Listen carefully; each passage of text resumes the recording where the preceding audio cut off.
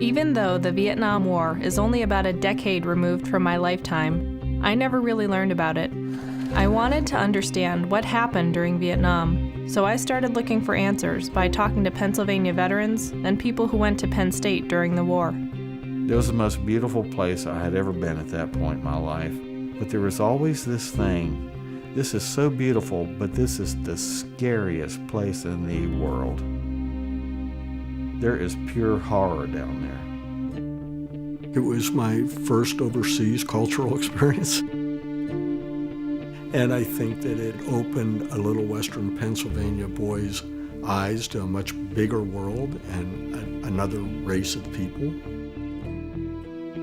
I had no idea that what I was about to experience for the next 12 months of my life would affect the rest of my entire life. I was so dead set against the war in Vietnam that I was going to go to Canada.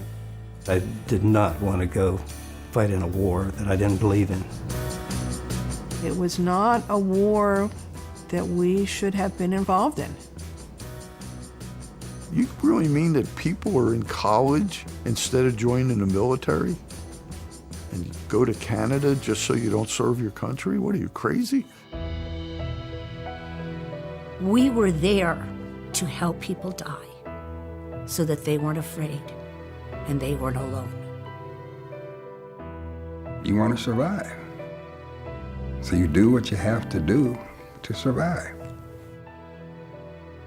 The day we went to the airport, he says, the one thing I want you to do is promise me that you'll let me leave, and when I leave, you'll smile for me.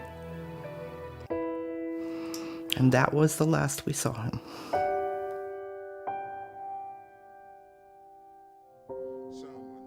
I've done things that are positive and healing for me as well, helping other folk to heal. They just love It's a journey, though. It's a journey to kind of find a balance. I think it's important to teach Americans that we can be right and wrong, and that even when we're wrong, we can heal from those mistakes and get better. Has enough time passed that we can finally have conversations about what happened during Vietnam? Will it ever be time to heal?